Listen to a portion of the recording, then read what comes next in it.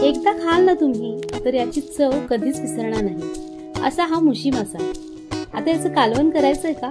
तर मग पहा आजचा व्हिडिओ। नमस्कार, मीनल्स रेसिपीज मध्ये तुमचं स्वागत। आपली आजची रेसिपी आहे मुशीचं कालवण। मार्केटमध्ये ना बरेच वेगवेगळ्या प्रकारचे मासे मिळतात, यातलाच एक मासा मुशी मासा।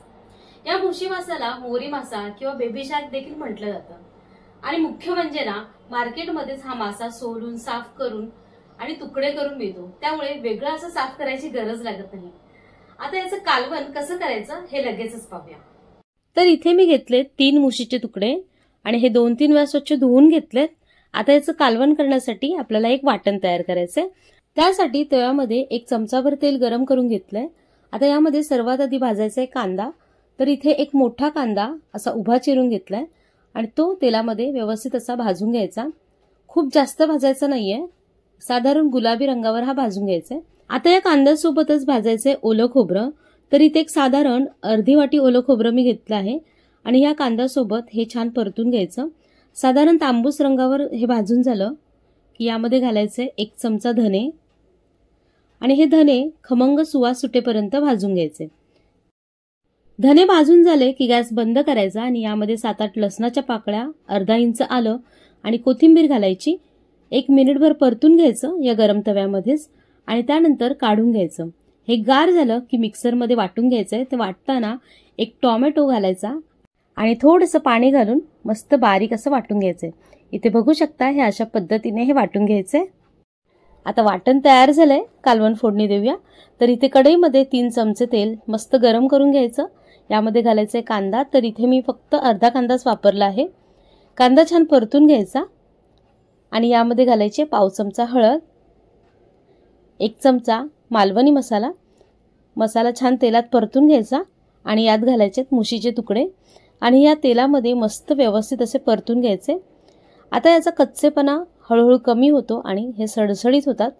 तर हे छान परतून घ्यायचे तेलामध्ये आणि पुन्हा यामध्ये घालायचे 1 चमचा मालवणी मसाला, म्हणजे आपण एकूण इथे 2 चमचे मालवणी मसाला वापरलाय आणि या मसाल्यामध्ये या मुशी मस्त अशा परतून घ्यायच्या। आता यात घालायचंय तयार केलेलं वाटण।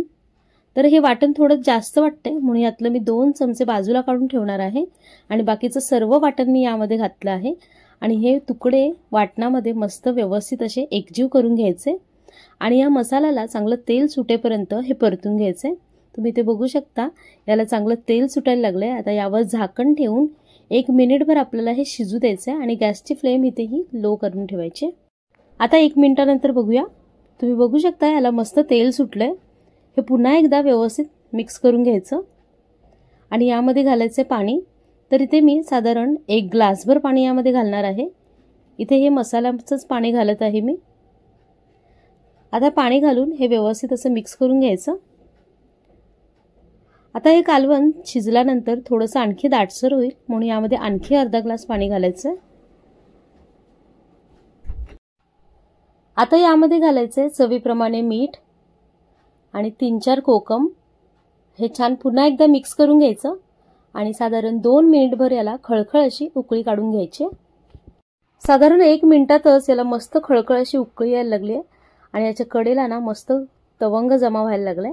तर आणखी 1 मिनिटभर हे उकळून घ्यायचंय। आता तुम्ही बघू शकता याला मस्त अशी लाल बुंद तर्री आली आहे। आता हे शिजलंय का आपण बघूया। तर बघू शकता तुम्ही मस्त मऊ असं हे शिजलं आहे आणि यामध्ये ना हा एकच काटा असतो, त्यामुळे अगदी लहान मुलांपासून ते आपली वयस्कर मंडळी देखील सहज खाऊ शकतील असं हे चमचमीत मुशीचं कालवण इथे तयार झालंय। गॅस बंद करायचा आणि यावर घालायची फ्रेश बारीक चिरलेली कोथिंबीर आणि मस्त झणझणीत चमचमीत असं हे मुशीचं कालवण खाण्यासाठी तयार आहे।